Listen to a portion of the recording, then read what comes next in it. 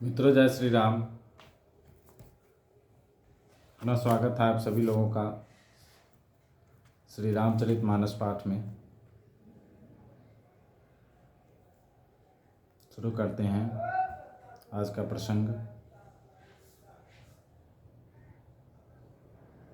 श्री गणेशाय नमः। श्री रामचंद्राय नमः। श्री हनुमतये नमः। अजर अमर सो जीति न जाए, हारे सुर करी विविध लड़ाई। तब बिरंचि सन जाई पुकारे, देखे विधि सब देव दुखारे।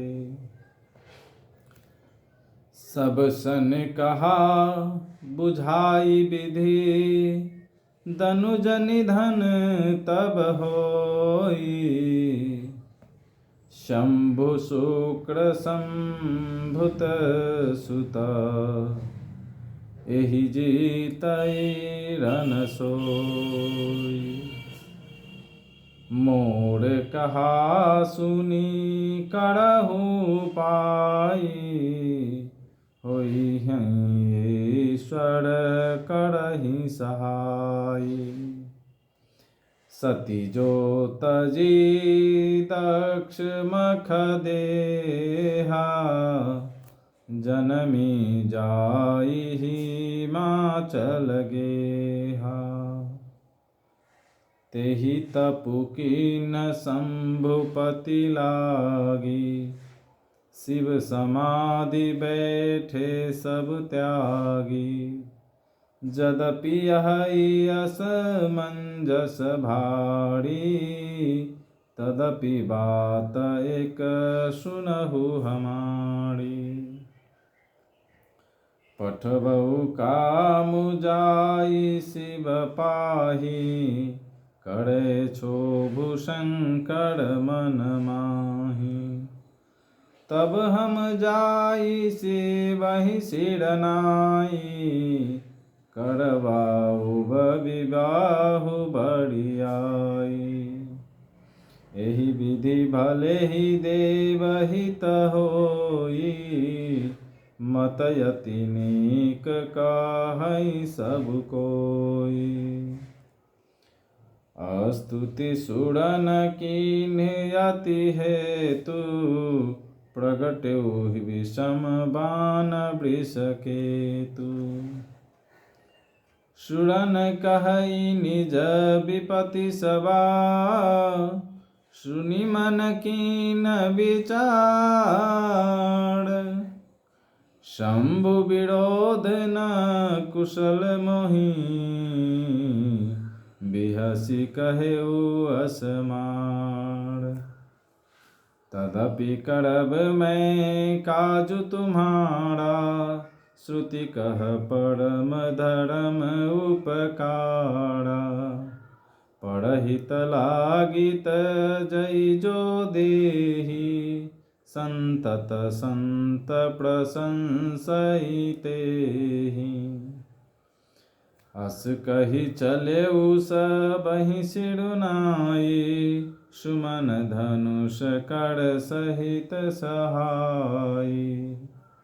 चलत मार यस हृदय विचारा, शिव विरोध ध्रुव मरनु हमारा। तब आपन प्रभाव विस्तारा, निज बस कीन सकल संसारा। कोप्यु जबहि बारी चढ़ केतु, छन महु मिटय सकल श्रुति सेतु। ब्रह्मचर्य व्रत संयम नाना, धीरज धर्म ज्ञान विज्ञान। सदाचार जप जोग विरागा, सभय विवेक कटकु सब भागा। भागेउ विवेकु सहाय सहित सुसुभट संजुग मही मुड़े। सदग्रंथ पर्वत कंदर निमहु जाइते अवसर दुड़े। होनिहार का करतार को रखवार जग खर भरु पड़ा। दुई माथ के रतिनाथ जहि कहूँ को पिकर धनु सरु धरा। वह अजर अमर था, इसलिए किसी से जीता नहीं जाता था। देवता उसके साथ बहुत तरह की लड़ाइयाँ लड़कर हार गए। तब उन्होंने ब्रह्मा जी के पास जाकर पुकार मचाई। ब्रह्मा जी ने जब देवताओं को दुखी देखा, ब्रह्मा जी ने सबको समझाकर कहा, इस दैत्य की मृत्यु तब होगी जब शिव जी के वीर्य से पुत्र उत्पन्न हो। इसको युद्ध में वही जीतेगा। मेरी बात सुनकर उपाय करो, ईश्वर सहायता करेंगे और काम हो जाएगा। सती जी ने जो दक्ष के यज्ञ में देह का त्याग किया था, उन्होंने अब हिमाचल के घर जाकर जन्म लिया है। उन्होंने शिव जी को पति बनाने के लिए तप किया है। इधर शिव जी सब छोड़ छाड़ कर समाधि लगाकर बैठे हैं। यद्यपि है तो बड़े असमंजस की बात, तथापि मेरी एक बात सुनो। तुम जाकर कामदेव जी को शिव जी के पास भेजो। वह शिव जी के मन में क्षोभ उत्पन्न करे, उनकी समाधि भंग करे, तब हम जाकर शिव जी के चरणों में सिर रख देंगे और जबरदस्ती उन्हें राजी करके विवाह करा देंगे। इस प्रकार से भले ही देवताओं का हित हो, और तो कोई उपाय नहीं है। सब ने कहा, यह सम्मति बहुत अच्छी है। फिर देवताओं ने बड़े प्रेम से स्तुति की। तब विषम 5 बाण धारण करने वाला और मछली के चिन्ह युक्त ध्वजा वाला कामदेव प्रकट हुआ। देवताओं ने कामदेव से अपनी सारी विपत्ति कही। सुनकर कामदेव ने मन में विचार किया और हंसकर देवताओं से यूं कहा कि शिव जी के साथ विरोध करने में मेरी कुशल नहीं है।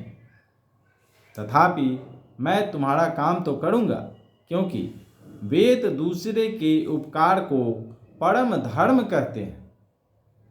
जो दूसरों के हित के लिए अपना शरीर त्याग देता है, संत सदा उसकी बड़ाई करते हैं। यूं कह और सबको सिर नवाकर कामदेव अपने पुष्प के धनुष को हाथ में लेकर वसंत आदि सहायकों के साथ चला। चलते समय कामदेव ने हृदय में ऐसा विचार किया कि शिव जी के साथ विरोध करने से मेरा मरण निश्चित है। तब उसने अपना प्रभाव फैलाया और समस्त संसार को अपने वश में कर लिया।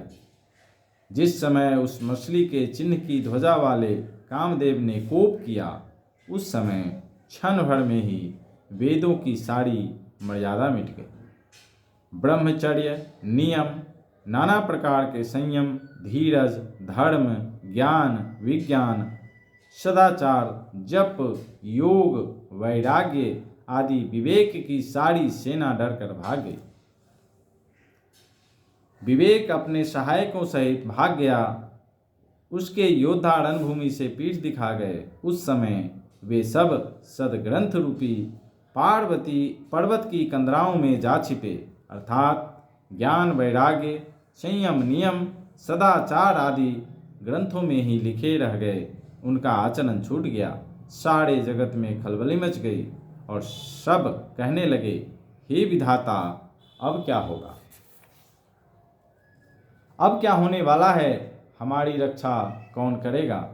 ऐसा 2 सिर वाला कौन है जिसके लिए रति के पति कामदेव ने कोप करके हाथ में धनुष बाण उठाया है?